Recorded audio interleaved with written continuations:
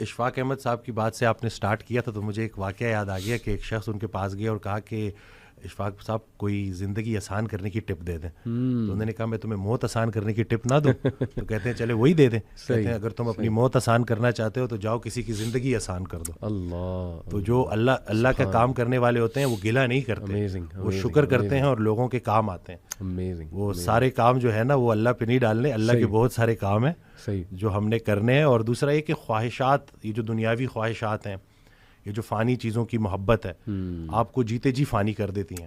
اور یہ جتنا کچھ بھی ہے نا, وہ ایک شعر ہے کہ تیرے سوا کروں پسند کیا تیری کائنات میں, دونوں جہاں کی نعمتیں قیمت بندگی نہیں.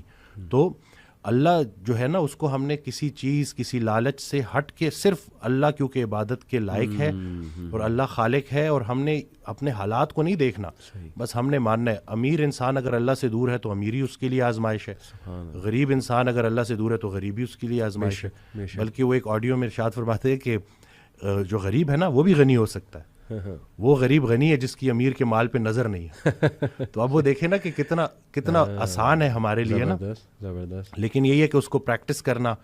اور پھر یہی ہے کہ جو کامیابی کا ہم نے جو ایک معیار رکھ دیا ہے وہ صرف یہی ہے کہ بینک بیلنس اور یہی سب کچھ. تو انسان بھی بیچارہ نا بڑے بڑے گھر بناتا ہے اور سوتا اسی ایک چھوٹی سی تنگ سی جگہ پہ ہے, بستر پہ, جتنی اس نے قبر میں سونا ہے. صحیح بات. اور یہ ہے کہ وہ حضرت کہتے ہیں کہ جو چیزیں تم نے اپنے مرنے کے بعد ویسی چھوڑ جانی اس کو اپنی زندگی میں کیوں نہ چھوڑ دو. ایک اور جگہ کہتے ہیں کہ جن کو تم نے اپنے مرنے کا غم دے کے جانا ہے ان کو اپنی زندگی میں تھوڑی خوشیاں تو دے جاؤ.